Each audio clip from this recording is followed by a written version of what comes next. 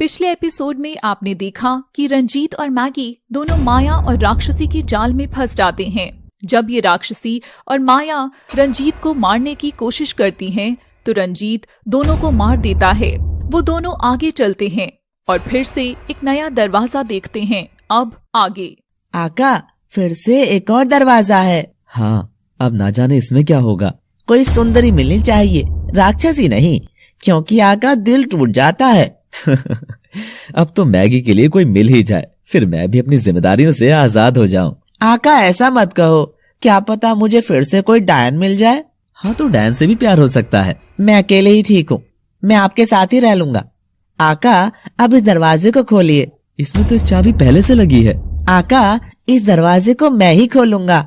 Maggi, पहले ही सोच लो। आका, आप मेरे कद पर मत जाना, मेरे अंदर भी बहुत शक्ति है। ठीक है मैगी, मैंने मान लिया। अब दरवाजा खोल भी दो। आका, आपको मानना ही पड़ेगा, हर जगह अपनी शक्तियों का प्रदर्शन आप ही करते हो, मुझे आपने आज तक मौका ही नहीं दिया।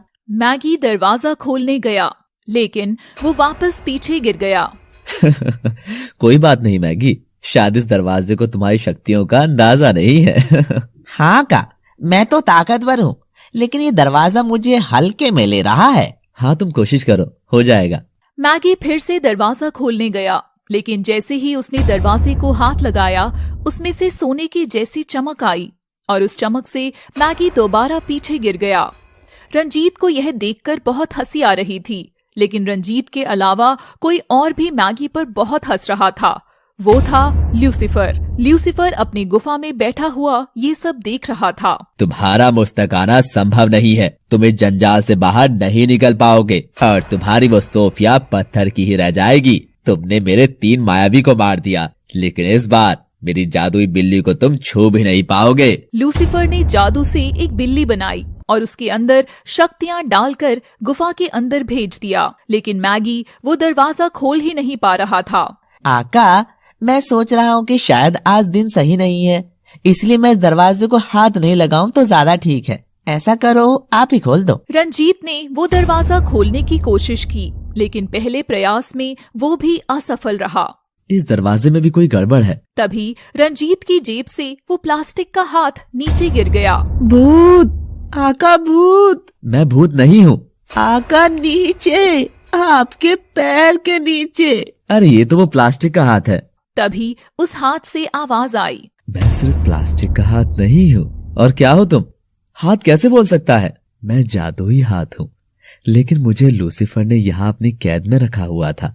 अब तुमने मुझे निकाल लिया, इसीलिए मैं तुम्हारी पूरी मदद करूंगा। तुम जादुई हाथ हो, हाँ, लेकिन अभी शापित हूँ। तो बताओ कि ये दरवाजा कैसे खुलेगा? तुम मुझे दरवाजे के ताले से छू दो। रंजीत ने ऐसा ही किया और वो सचमुच हैरान थे, क्योंकि दरवाजा खुल चुका था और वो खंडर नहीं बल्कि एक महल था जो पूरे सोने का बना था। रंजीत और मैगी की आंखें सोने का महल देखकर चकाचौंध हो गई। आका, ये तो हमारे महल से भी बड़ा है। मैगी से महल नहीं, सोने की खान बोलते हैं। लेकिन इतना सोना किसका है और इसे किसने रखा है यहाँ पर? आका, हो सकता है कि चोर अपना धन यहाँ छुपाते हो। मैगी, तू अपने छोटे दिमाग से ये सोच कि यहाँ चोर आ कैसे सकता है। आका, मेरा दिमाग तो छोटा है, फिर मेरे दिमाग में इतने सारे चोर कैसे आएंगे और मैं कैसे सोचूं फिर? तू कुछ मत सोच, बस भगवान से प्रार्थना कर कि तुझे कोई डायन मिल जाए ताकि तेरा विवाह भी हो जाए। आका, एक तो मेरा विवाह अब तक नहीं हो रहा है और आप भी मुझे चुड़ा रहे हो। आका, ये सोना कितना चमक रहा है, इसे छू कर देखता हूँ। दोनों उस सोने के महल में घूम रहे थे।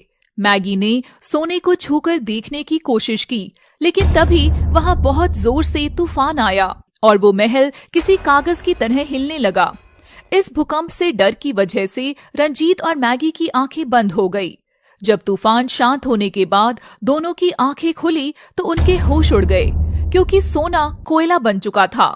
आका, ये कैसे हो सकता है? ये सोना नहीं था, ये तो कोयला था। नहीं मैगी, ये सोना ही था। तेरे हाथ लगाने के बाद ये सब हुआ है। जरूर इसके पीछे कोई रहस्य छुपा है। तभी उन्हें एक आवाज आई, तुमने सही पहचाना रंजीत, ये सोना ही था, लेकिन अगर कोई भी व्यक्ति उसे छुएगा तो ये कोयला बन जाएगा। आप कौन है और ये कैसे हो सकता है? मैं इस सोने की देवी हूँ, लेकिन ल्यूसीफर की गिरफ्त में हूँ। लूसीफर ये सारा सोना लेकर जाना चाहता था। मैंने उसे श्राप दिया है कि अगर कोई भी व्यक्ति इसे हाथ लगाएगा तो ये कोयला हो जाएगा। देवी, हमसे गलती हो गई। नहीं, मैं ये सारा सोना तुम्हें देना चाहती हूँ। जिस दिन तुम लूसीफर को मारकर सोफिया को जीवित कर लोगे, मैं ये सारा सोना तुम्हें दे दूंगी। आका, अब तो सोना ही सोना होगा। देवी, सोना तो अब कोयला बन चुका है, ये वापस सोना कैसे बनेगा? जिस दिन लूसीफर का अंत हो जाएगा, उस दिन ये शाप मुक्त होकर वापस सोना बन जाएगा। ठीक है देवी, आज्ञा दीजिए। रंजीत, ये सारा जाल लूसीफर का है, इसलिए तुमको ध्यान से एक एक कदम रखना होगा। मुझे तुम पर पूरा विश्वास है कि तुम इस राक्षस का इस धरती से अंत कर दोगे। रंजीत और मैगी देवी को प्रणाम करके वहाँ से आगे बढ़े, लेकिन उस महल में थोड़ा आगे चलते ही एक बुढ़िया बैठी थी जो देखने से बहुत ही जरूरतमंद लग रही थी। उसके हाथ में एक बिल्ली थी। आका देखो बिल्ली। आका, मुझे बिल्ली बहुत पसंद है, लेकिन उनकी आंखों से डर लगता है। लेकिन ये बूढ़ी अम्मा यहाँ क्यों बैठी है? अपनी बिल्ली को सोने का महल दिखाने लाई होगी। नहीं, इस बात को थोड़ा गंभीर होकर सोचना पड़ेगा। अम्मा, आप यहाँ क्या कर रही हो? मैं यहाँ फंस गई हूँ। ये मेरी छोटी बिल्ली है, इसको चोट लगी है। लाओ, आपकी बिल्ली को हम दवा लगा देते हैं। मैगी अब वैद्य भी बन गया क्या? बूढ़ी ने बिल्ली मैगी को दे दी। मैगी उसे प्यार से बात करने लगा। जब मैगी ने बिल्ली को गोद में लिया था, उसमें वजन कम था, लेकिन धीरे धीरे उसका वजन बढ़ने लगा। आका, ये बिल्ली मुझसे नहीं उठाई जा रही है, इसका वजन धीरे धीरे बढ़ रहा है। ये बड़ी हो रही होगी मैगी। लेकिन आका, मैं तो इतने सालों से आज तक बड़ा नहीं हुआ, फिर ये कुछ क्षणों में कैसे बड़ी हो सकती है भला? रंजीत बिल्ली को मजाक में समझ रहा था, लेकिन बिल्ली ने अपनी चाल दिखानी शुरू कर दी। बिल्ली बहुत बड़ी हो गई। उसने अपनी पूंछ को बहुत बड़ा कर लिया और पूंछ की सहायता से रंजीत और मैगी को बांध दिया। आखिरकार तुम मेरे चंगुल में फंस ही गए। अब मैं तुमको नहीं छोड़ूंगी। रंजीत और मैगी को बिल्ली ने जकड़ लिया। बूढ़ी ने एक चाकू फेंक कर मारा। रंजीत और मैगी की आंखें बंद हो गई और वो जोर से चिल्लाए। कहानी जारी रहेगी।